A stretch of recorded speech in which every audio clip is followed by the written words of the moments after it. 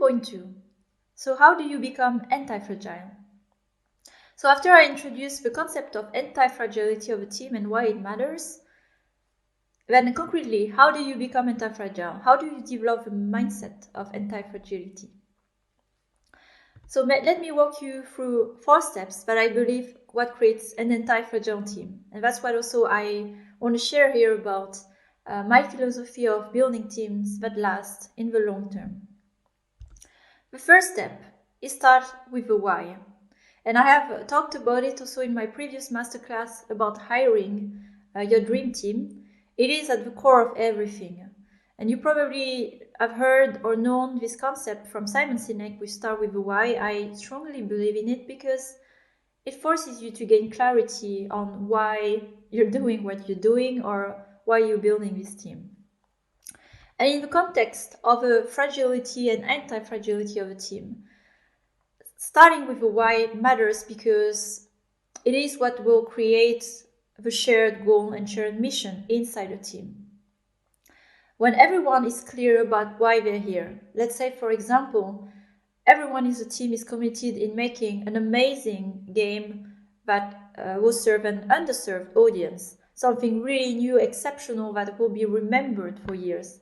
Everyone is personally dedicated to this mission, then it makes the core much stronger for the team to have a very strong reason to be here in this team for this mission, and that is not pressed or pushed by external parties or the boss of the team.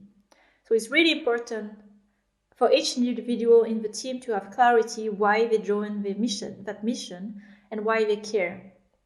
And it will matter, especially in the hard times, for them to remember why they're here.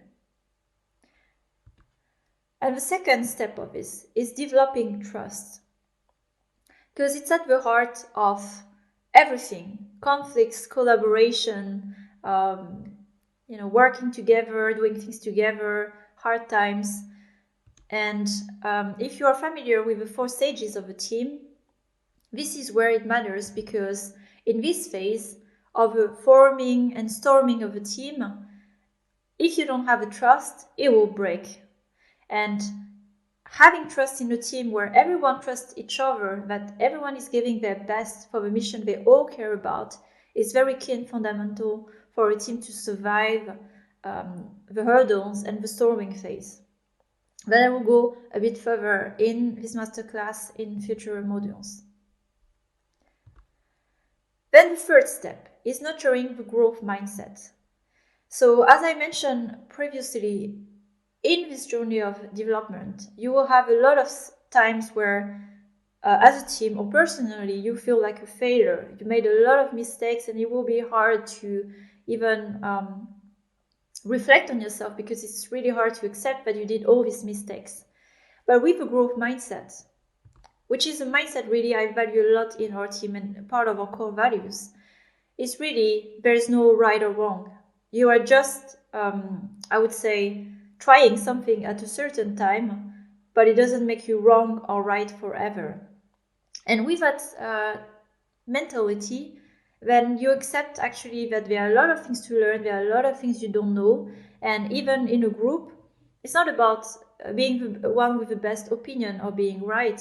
It's about learning together and being really genuinely interested in growing and learning. And that means also making mistakes on the way. So not being afraid of making mistakes, because that's how we grow, and that's how through all these trials of games, eventually we will get there as a team.